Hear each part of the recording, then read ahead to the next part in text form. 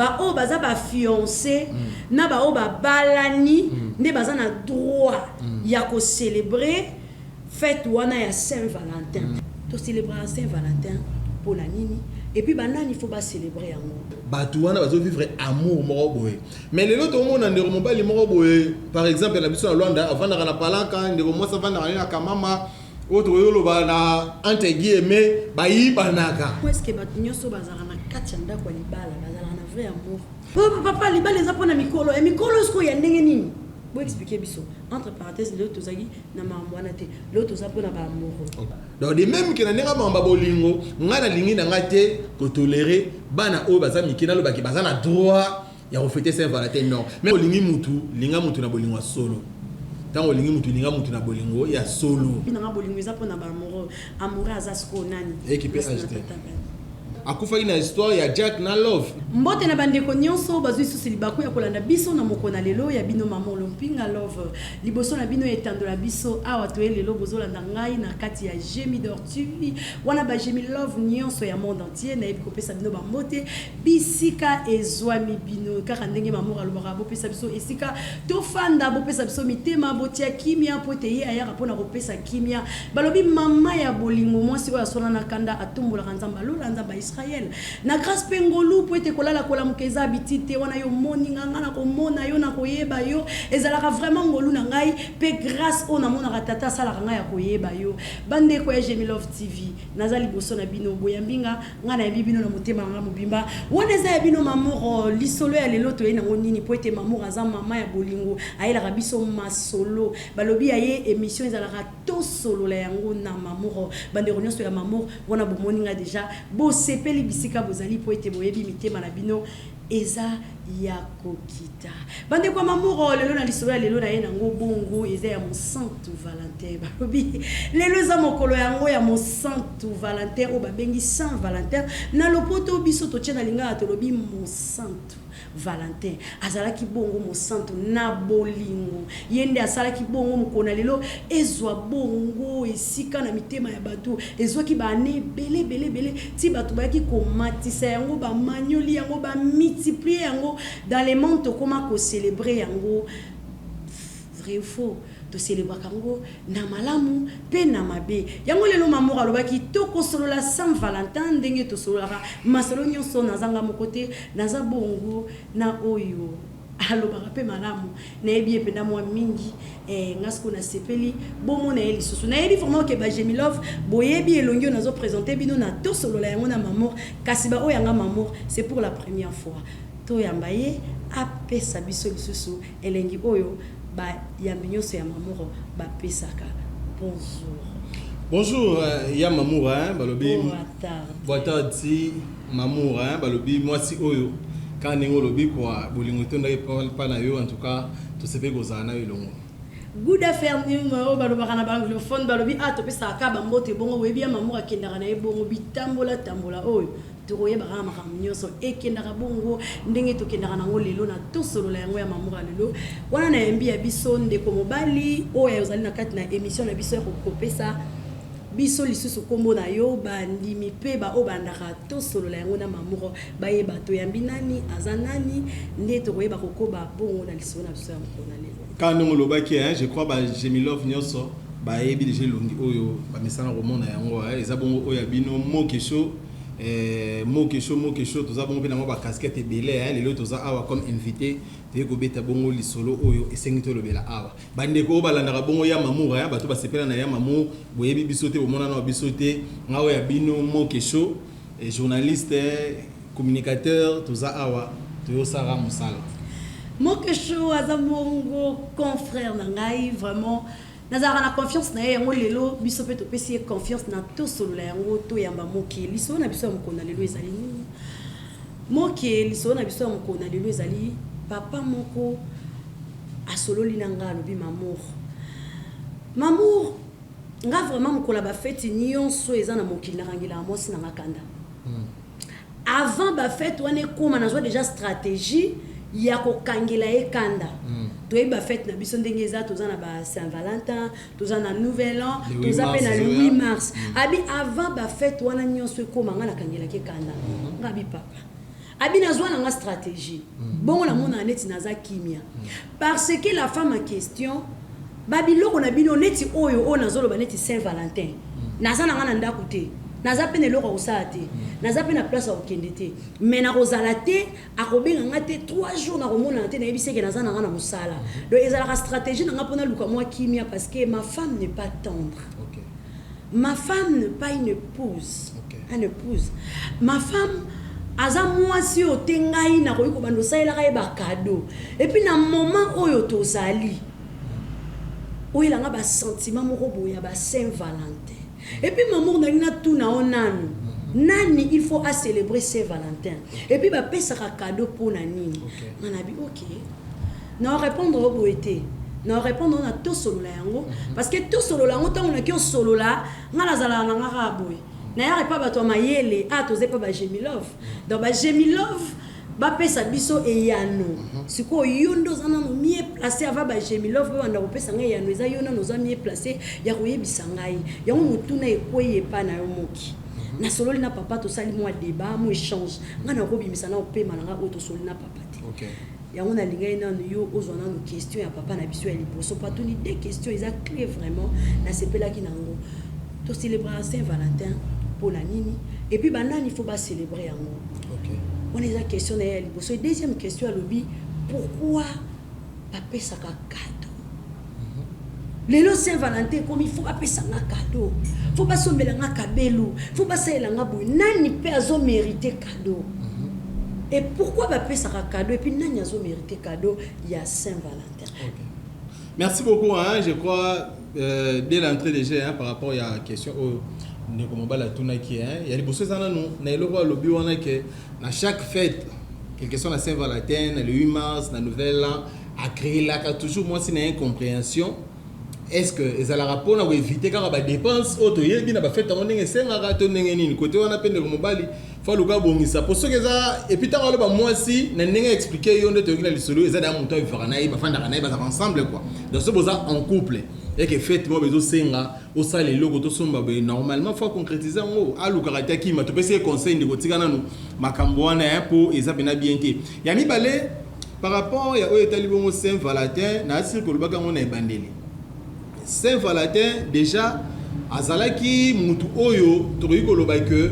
akufaki te que po azali na mwasi moko boye mwasi yango anyokolaki ye mwasi yango asalaki ye boye ou soit akufaki na histoire ya Jack na Love non autre monde na Titanic ezalaki bongo te Saint-Valentin oui tant tolobaki amoureux to ezali bolingo eza par rapport ya mutu oyo azali na vrai amour. Vous voyez, il y a un vrai amour envers Batu. Il y a l'amour du prochain. Il y a moko ya bolingo. Oyo mutu azanango envers mutu oyo azapemeli na ye. Ndeko, camarade, collègue, confrère, tout ça là. Bolingo oyo azanango envers mutu wana. Mais lelo oyo malheureusement tozo bolingo wana to tia yango kaka na oyo etali bongo relation amoureuse ya mwasi na mobali. Esika mabe eyepena mwa mingi nde yango wana. Les lois de l'amour, de la Saint-Valentin, c'est synonyme. Il y a moi si qu'on a la relation à Mobali. Mobali qu'on a la relation à moi si. Alors, fête des amoureux. Fête des amoureux, c'est ce que j'ai dit. Fête des amoureux, oui. Alors, ce qu'on a contexte de Wana, fête des amoureux. Donc, qu'est-ce qu'on a sous question où les gens n'ont fêter Saint-Valentin. En principe, tant que tu vas en couple, tu vas marier. Le vrai amour, c'est un amour oyo, tu vas vivre tout en restant en couple, tout en restant ensemble dans une même maison, dans un foyer, dans une famille, vous êtes ensemble. Moi, c'est dans mon bali, baboti bongo bana, oza ba produit to ba fruit na bango. Vous voyez, batouana va vivre amour moko boye. Mais les autres monde ndeko mobali moko boye, par exemple la biso na Luanda avant na palaka ndeko mo sa vanda na kamama, autre yolo ba na entre guillemets ba yibanaka. Mais la royibana wana, il faut te fêter Saint-Valentin. En principe, ce total yango, ils ont un sens wana té. Ils sont aussi des amoureux. Ils sont des amoureux, oui, mais ils ont vivre un vrai amour. Bon, est-ce que les gens sont un vrai amour? Tout ce qu'on a, tout le monde a su que c'est un peu de bolingo. Selon moi, en tout cas, si tu as rigueur, ba Gemilo 20 na ba nyonso balanda bongo ya mamour bo tenir à rigueur te nazo pesaka makanisi nanga selon nga to selon logique des choses tant to le bela bolingo ya ngwana parce que to le beto ke nango ke bato no so ba do to mono ndike mwana moko boye azana peut-être na 15 à 16 ans to ana ngola to ma monde ke ndaka azana mwana mwasi azana na muradu na ye mwana ya mobali autant msupe azana mwa ba 17 ans tout ça ba vivre ensemble ba to ana peut-être encourager ba on peut peut-être Saint-Valentin maman tous en ont réaliste même pas en Angola même na Congo moi na zotanga dans la deuxième secondaire troisième des humanités à deux venir jeune numéro boyona to bingo pe ba amoureux tous en c'est au monde ba on mi balé boy tout ça ba pesa na ba cadeau quand même qu'on se les dise et ça yango te o biso to linga to pesa bato mais au moins bato o eza ke bana relation be sérieuse o eza mobali ba bien la famille moi si ba bien la famille mobali ba ça peut-être na fiançailles. Vous voyez, peut-être la fiançailles, oui, ou soit, par contre, la fiançailles, mais ça, na bon chemin, qui est déjà vers des familles ayébana. Là aussi, on peut quand même tolérer. Mais bah, où est-ce que mon bel est vraiment moi si, peut-être on est dans route ensemble, mon bel a dit code à moi cité à téléphone, moi c'est dit code à mon bel téléphone, et puis tu as vu que nous sommes des amoureux, tout ça bien ensemble. Et tout en a moukawana. Vous avez mon amour, donc pour l'angaï. Bato bari ko fêter fête oyo eza bato o bazapena ensemble dans une bonne relation o eza pe vrai pour yon to lobi awa non bato misupe ba balana baza en couple baza manda ko moko mais ba pe na relation bien te moki eza likama ba amour bato balingani bato mitema elingani donc eza likama ba amoureux. Donc, bateau bazan a droit qu'on fête Saint-Valentin, ce sont des amoureux. Parce que balobi ils a fait il y a ba amoureux. Ce qu'on souhaite OK, neti yozo OK nangai. Nangina mona mukelo rwanda balobaka ke libala ezaka pona ba mikolo pona ba adult pona ba amitié. Momona mutu musu na kati ya ndako libala aku mwana mukelo leka mutu aza libanda. Omona mutu musu asa papa na kati ya foyer, mais on s'est comporté moke kutu bien. Au moins place on débat kena na biso. Donc cela veut dire même temps baloba na biso que libala les a pona ba amoureux. Pardon, pona ba adulte. C'est que batala na bango te eza za tata mukolo ko za pezoba. OK. Donc donc tata mukolo. Peut-être pas mon ingénieur na biso don azana bien. C'est un jeune, peut-être il y a qui na bien. Allez qui même là tata. Allez qui n'a papa wana. Bato ba calme boye pe bazaka. Place to kenara. Omoni oh masolo na robien na pasteur comme ça. Place na tout sera mo ba pasteur mutu. Oh papa liba les apona mikolo et mikolo sko ya ndenge nini. Bo expliquer biso. Entre parenthèses le tozaki na mamwana te. Le tozapona ba amoureux. OK. Bato balingani moki. Ce qu'on a mon que tata bana place. Non, eza kutu te ko tata bana place wana. Yo pesika ke ba o baza ba fiancé na ba o ba balani nde baza na droit ya ko célébrer fête wana ya Saint-Valentin. Les autres tozomona bande on a biso na Kinshasa partout ba tie ba programme wana. Et tozomona kutu ba musicien na biso ba chantre chrétien na minute op ba tomboli pe banderole le 14 février Saint-Valentin et tout. Attaque tout bango balobi chantant pour Christ ce qui nini parce que le Dieu est amour. Mais est-ce que peut côté kuna pe tozo qui na barambango. C'est ce que nous disons hein tolobi te que il faut kaka mutaza mukolo pour vivre vrai amour non.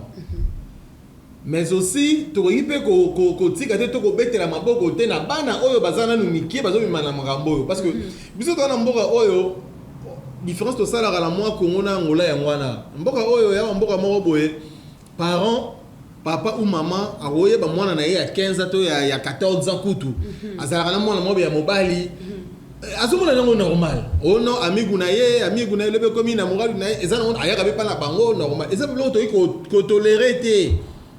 po déjà la loi mwana oyo aza mineur aza mwana oyo asa makambo na inconscience donc ata azo imboka pa na bango ale ko pesa yo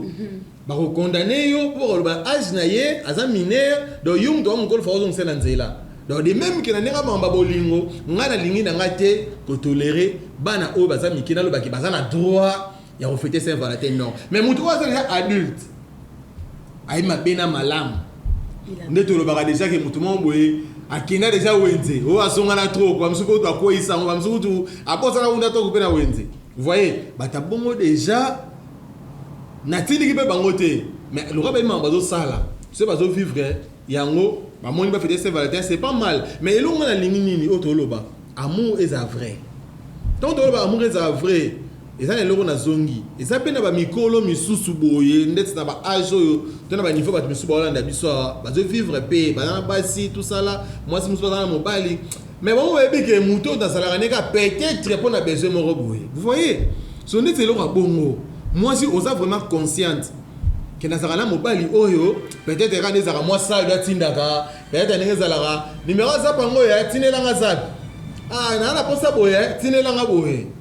les fondements de 50 ans donc mobali wana ozeka pona makambo wana vous voyez parce que ya bongo pena Saint-Valentin ata yo moko le biso to fait mais on ne ba comment profiter na makasi mais ngo siko ngana olinga te ya ngo ngana zo décourager yo mobali obi kana kana mwasi moko boye mwasi ngo eza relation moko boye et promettre na eloko te est-ce que journal le Saint-Valentin boye na ça droit il faut soit na pesa na sombele cadeau na ça droit que faut na bimane place et puis sur la ndeli bi au mona que mobali a pesa cadeau avant et comme les 14 boye ba benga be numéro zo le kate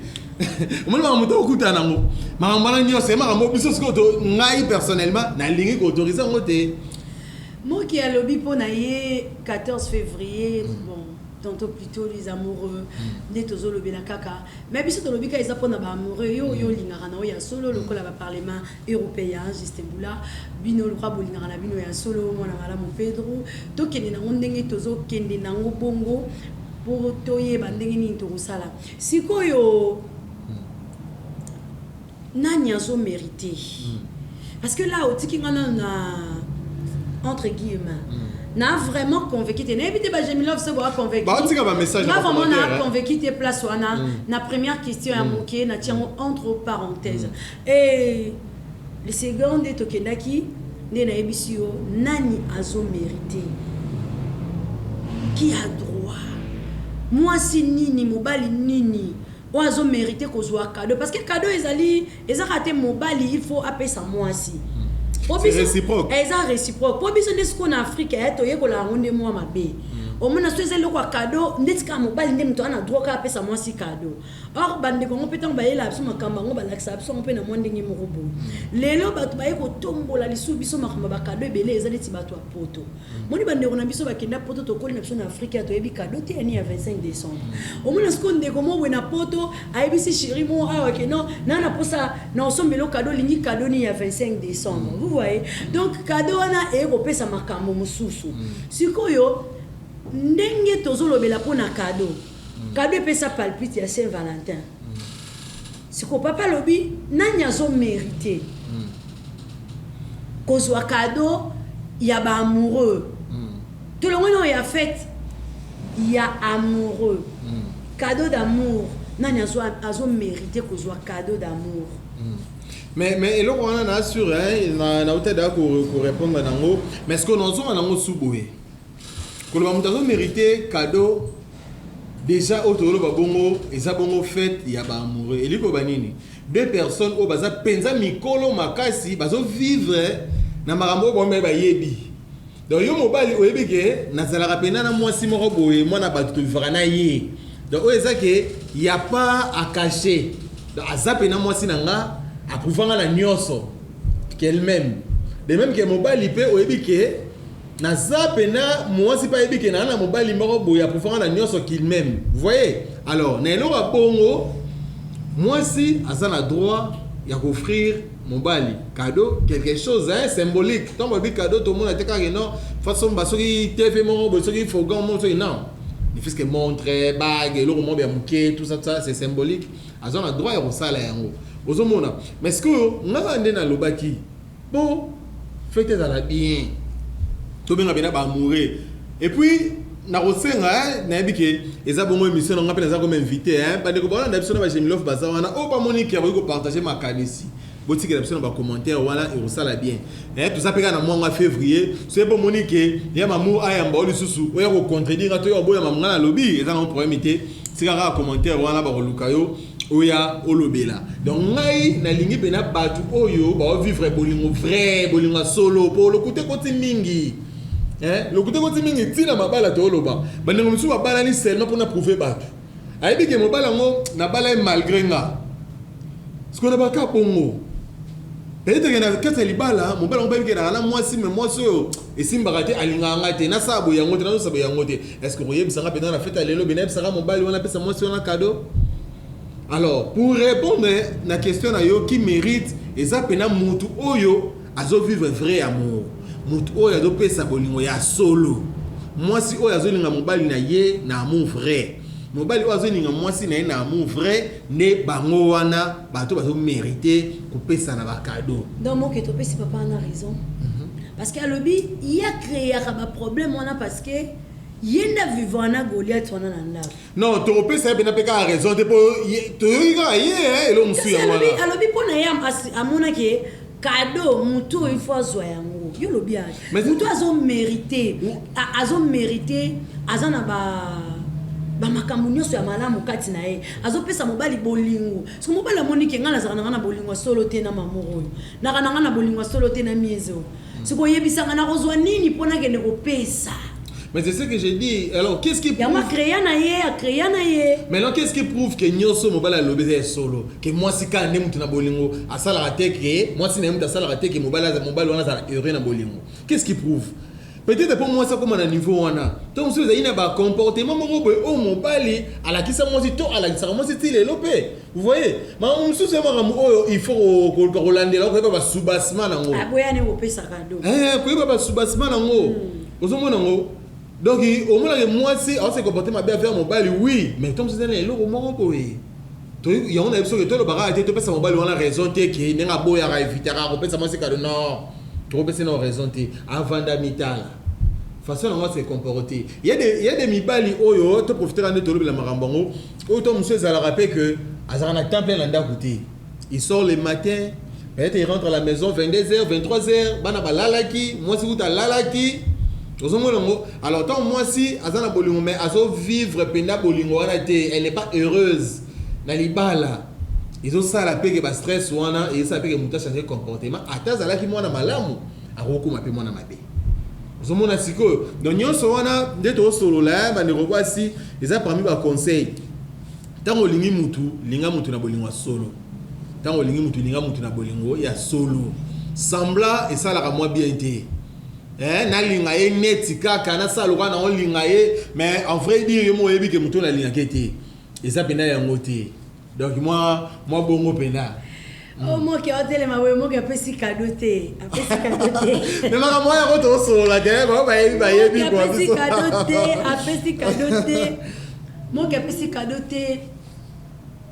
bah là na biso la commentaire pamba oyo na commentaire ayebu yo nga rutu boye bande bono c'est Jemi Love où ils a devoir na biso ya maman a pesi biso vraiment te commenter te zongisa être amoureux ou amoureuse cela veut dire quoi.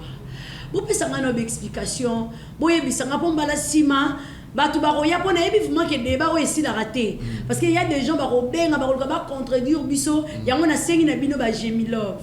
oignon surtout et puis mutu na sozi occasion ya rolanda nga mamour na kati ya Jemi Dor TV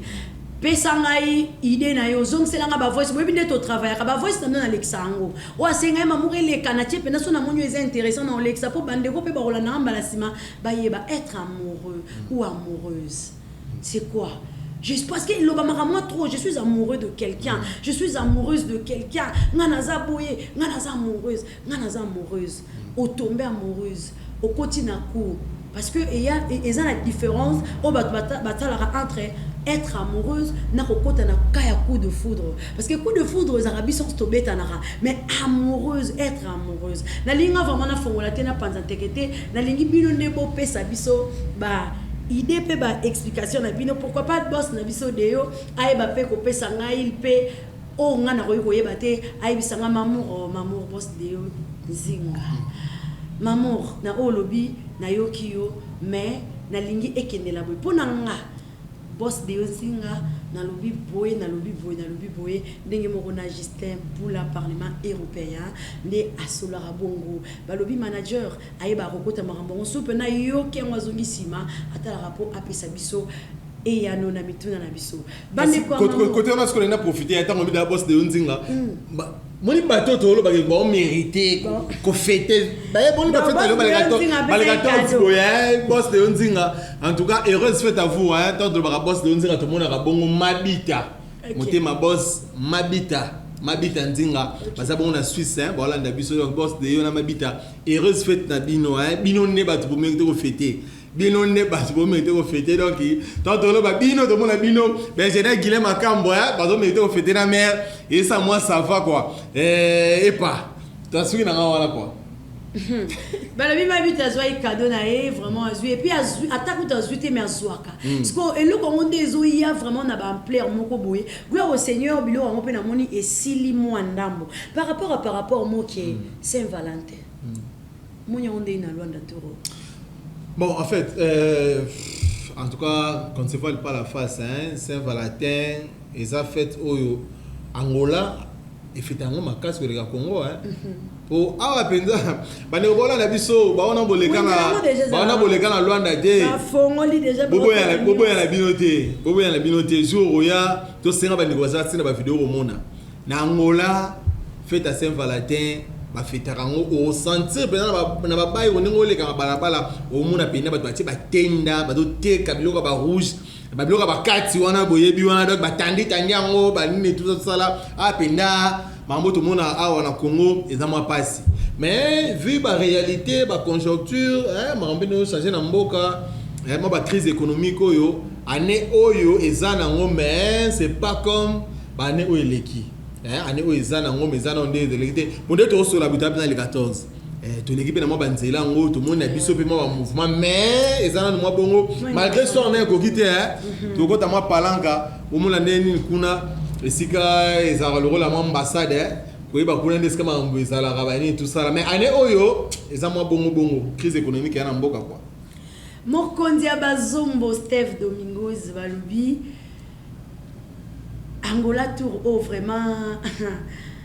et les alliés sous Angola Kalaté Angola la biso tout le monde a eu conscience il y a comprendre que Maramango et Kendaraboye vraiment bande quoi mamour lisolo ya bolingo na Kendaramango malembe na douceur nyo surtout parce que eza Maramango boata na bandiango lelo na si sarate o maman c'est on de la presse congolaise alobaka na bi non mamour o Kendaramango boye ndenge ni fona Kendaramango karaboye ba o nyo surtout ya biso lisolo ya bolingo yango eye oza na choc